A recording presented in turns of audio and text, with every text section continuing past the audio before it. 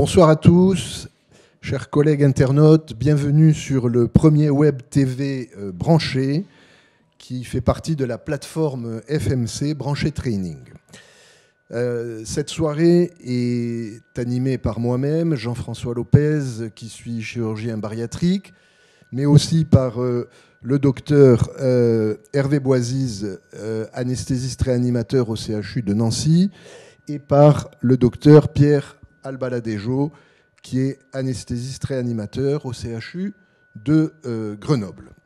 Par ailleurs, et vous ne le verrez pas car il travaille dans les coulisses, le docteur Yavordios, anesthésiste réanimateur, servira à faire l'interface entre vous et nous, c'est-à-dire à accueillir toutes les questions que vous voudrez bien nous poser à travers le chat.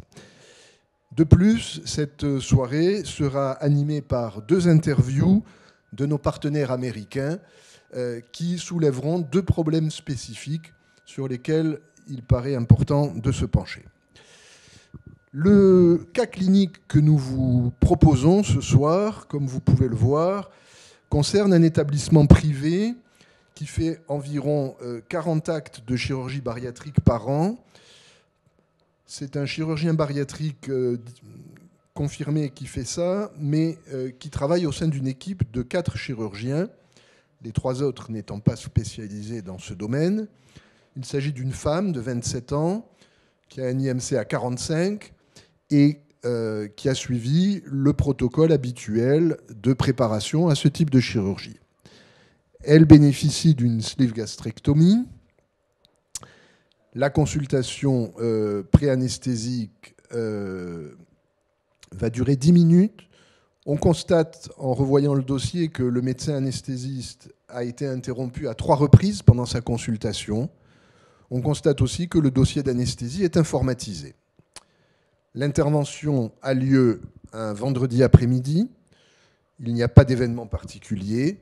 Un test d'étanchéité est fait qui s'avère tout à fait rassurant et on ne peut pas dire qu'il y ait de problèmes techniques spécifiques chez cette patiente. À J+2, elle présente des douleurs abdominales au lever associées à une tachycardie à 130 battements par minute. Un bilan biologique est fait de routine qui révèle une CRP à 300, des globules blancs à 12 gigas. Un scanner thoraco-abdominopelvien est fait avec injection de produits de contraste qui ne révèle rien de très spécifique et notamment pas de fuite pouvant évoquer une fistule.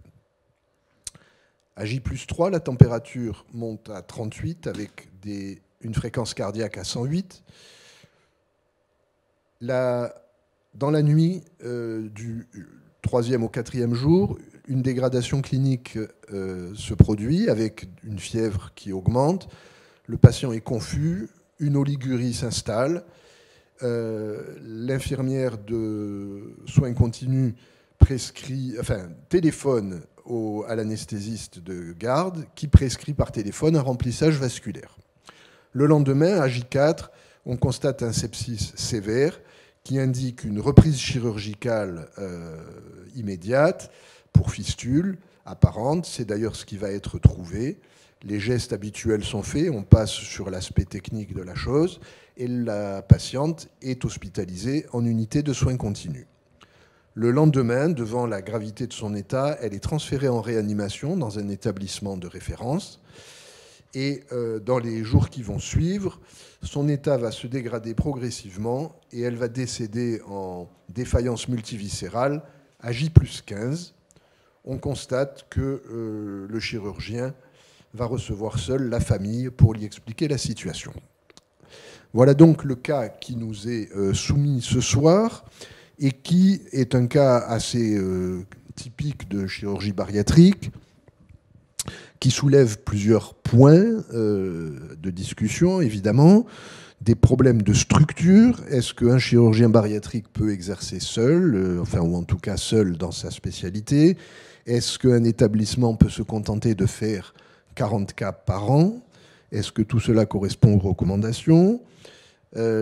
D'autres types de questions à propos du retard diagnostique, puisqu'on avait un point d'appel avec une tachycardie à 130 dès le départ, mais compensé entre guillemets par un scanner qui était négatif.